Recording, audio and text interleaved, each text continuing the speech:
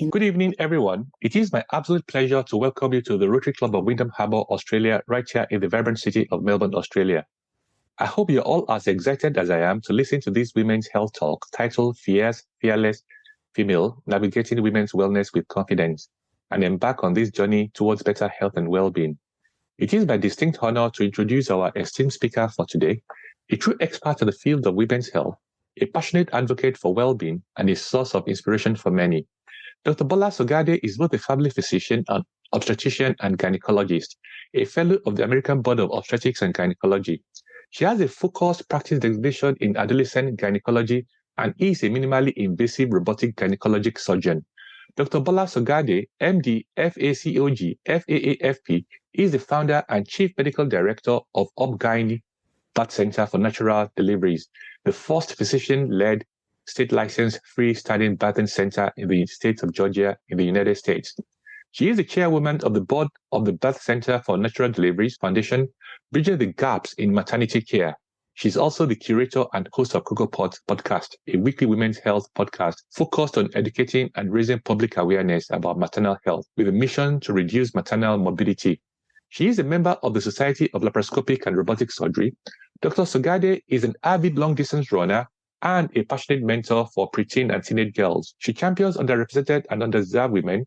Dr. Sogade has dedicated her career to educating and empowering women to make informed choices about their health, ensuring they lead healthier and happier lives. Rotary Club of Wyndham Harbour, Victoria is proud to host this event as it continues in its vision of a dynamic collaboration of innovation visionaries whose waves of change lead the way and are a pillar of strength to Rotary and the community. And before we dive into the rich world of women's health, let's take a moment to appreciate the beauty and culture that Melbourne offers. Melbourne, often dubbed the cultural capital of Australia, boasts stunning architecture, world-class cuisine, and a warm, diverse community. Whether you're a local or visiting for the first time, I encourage you to explore and experience everything this remarkable city has to offer. Now, without further ado, please join me in giving a warm Melbourne welcome to Dr. Bola Sogade. Thank you. Thank you so much for having me. Can you hear me? Yes, we can. Thank you, Dr. Akimbi, for the introduction. So that's my information. I'm a women's health specialist and advocate. Everywhere I go, I like to tell women about their health. And the topic of my presentation is fierce, fearless, and female. And I start by saying, why do women need to be fierce? Why do they need to be assertive about their wellness? And the reason is because they need to get access to healthcare and better opportunities. We need to advocate for ourselves for equal rights, and we need to change societal norms and structures that may be harmful to women. And being fierce is essential for progress towards well-being of a woman, and women still face disparities in access to healthcare. And when it comes to reproductive rights and family planning, especially in the United States and all over the world, there's still a big debate and contention about reproductive rights. And there's a need to protect and expand women's rights, including contraception. And also, I know there are some psychiatrists on the line, mental health, that we need to reduce stigma and encourage open discussions. And then for women, we need to talk about work-life balance, balancing career with family responsibilities and having support in our work environment. Also, there's still gender-based violence, like domestic violence, harassment. So there's a need for societal changes. There's still gender pay gap, and women are mostly underrepresented in politics. So we need to encourage women to be more involved in politics. Also, a woman's experience is really not monolithic, and there are different racial, ethnic, and socioeconomic and cultural backgrounds for different women. And then on a global issue, there's other things that we need to consider, like child marriage in some developing countries. And why fearless in your wellness journey for women? Women need to be asking questions, okay? They don't need to settle for inadequate or dismissive treatment. And women need to self-care. They need to prioritize self-care, making choices that contribute to their overall well-being.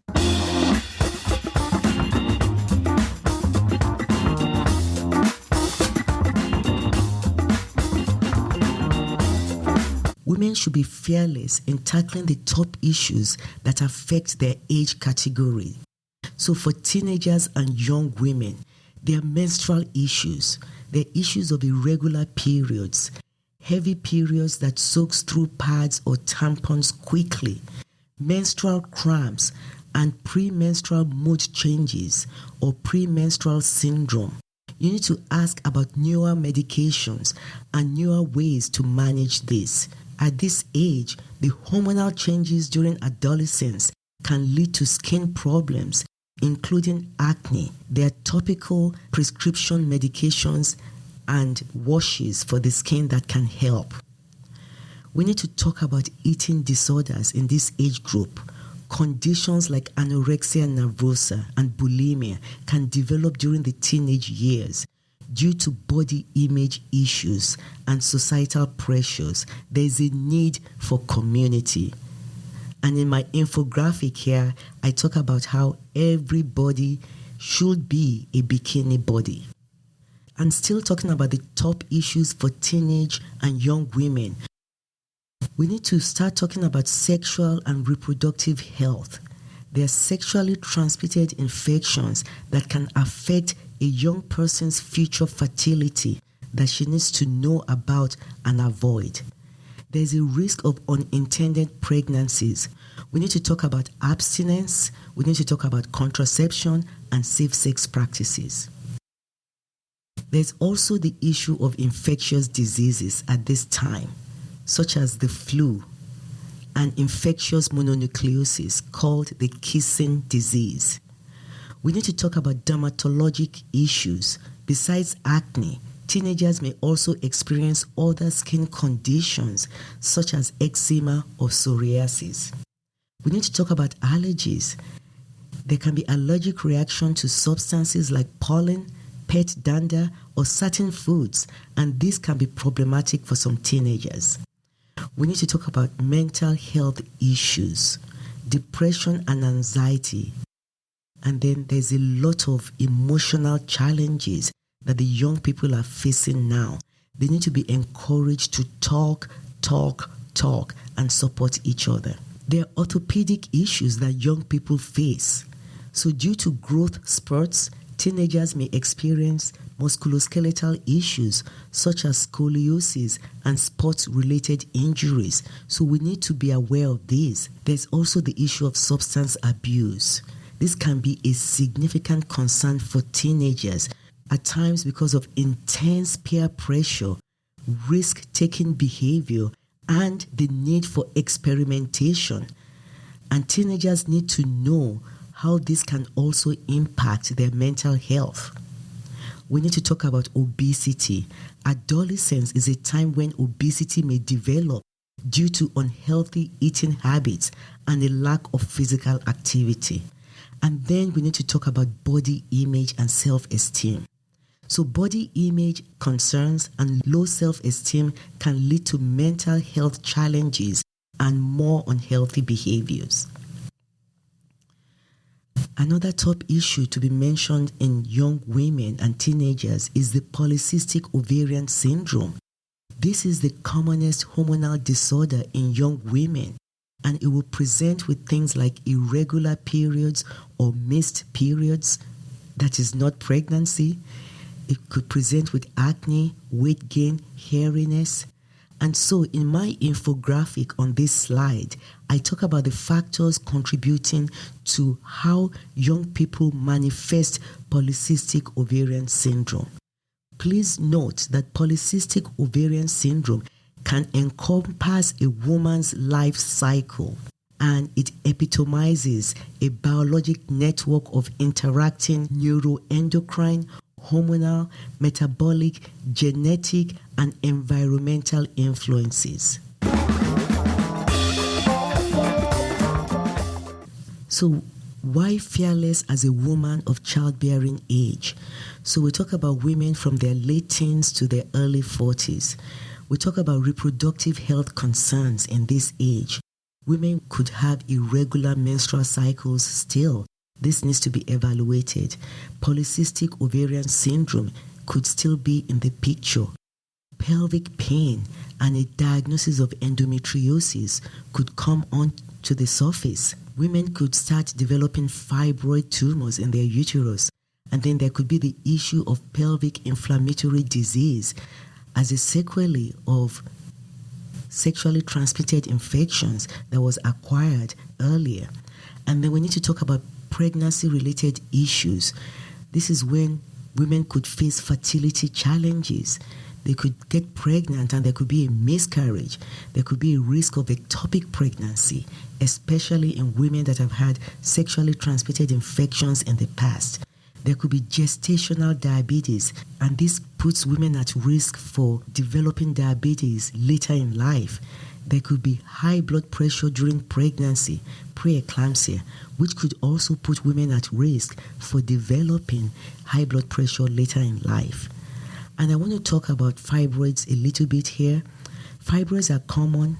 They can be common in women in the reproductive age, with estimates suggesting that as many as 70 to 80% of women may develop fibroids at some point during their lifetime. However, not all women with fibroids experience symptoms or seek medical treatment. And fibroids can present with heavy menstrual bleeding. So instead of bleeding for the normal 3 to 5 days, women may bleed for longer. And when bleeding is heavy, the blood clots. So they could have menstrual blood clotting. And they could notice pelvic pressure or a sensation of their uterus or their womb getting bigger. So these are some of the symptoms of fibroids. And as I showed in the attached picture, women can develop several fibroids. So that is a picture of a myomectomy, that is fibroid removal that I did, in which in one woman we removed about 60 fibroids. So as we continue to talk about being fearless as a woman of childbearing age, we need to talk about sexual health. So there's still a risk of sexually transmitted infection, and women need to address contraception. And now that they've started their family, they need to address family planning. So they need to look into the long-acting contraceptive options that they have. So some women might not want to take a pill every day. There are things that, for a busy mom, we can offer long-acting reversible contraception for women that so desire. We need to talk about mental health. There is stress and anxiety, especially as women are building their career and juggling career and family. So there could be depression, including postpartum depression. So we need to be on the lookout for postpartum depression. And then there still could be eating disorders. Obesity and weight management can become an issue. So weight gain and obesity can also impact fertility and overall health. And this is the time in which chronic conditions may start surfacing, that is, pre-existing chronic conditions, diabetes, hypertension, thyroid disorders, and this may require treatment during childbearing years. Women need to be fearless because they also need to investigate their bone health. They need to look into their bone health. And this includes prevention of osteoporosis and maintaining good bone health, because the peak bone mass, that is the point in life of the highest bone density and strength, typically occurs in the late teens or early 20s.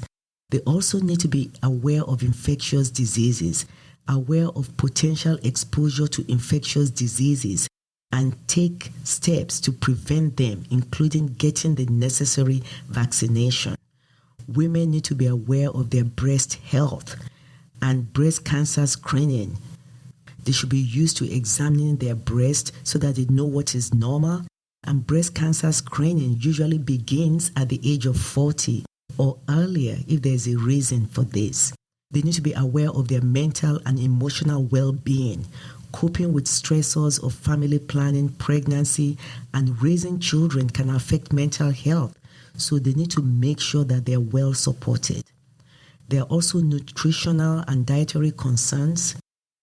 Women should ensure a balanced diet to support overall health and the potential needs of pregnancy. Women should exercise regularly. They should be physically active in their lifestyle for general health and for pregnancy preparation. Women should avoid substance use, avoid excessive alcohol, avoid tobacco, do not start smoking or stop if you started, and avoid drugs during pregnancy and otherwise, or while trying to conceive. And then for the vaccination, staying up to date on immunization to protect against diseases that could harm you or for women trying to get pregnant, their baby. So I talk about cervical health here, and in the infographic that is on the screen, we usually start pap smears at the age of 21. So regular pap smears and human papilloma virus vaccinations are important to monitor and prevent cervical cancer. So talking about how to prevent cervical cancer. Next episode. With the right test at the right time. Screening tests can find abnormal cells so that they can be treated before they turn into cancer.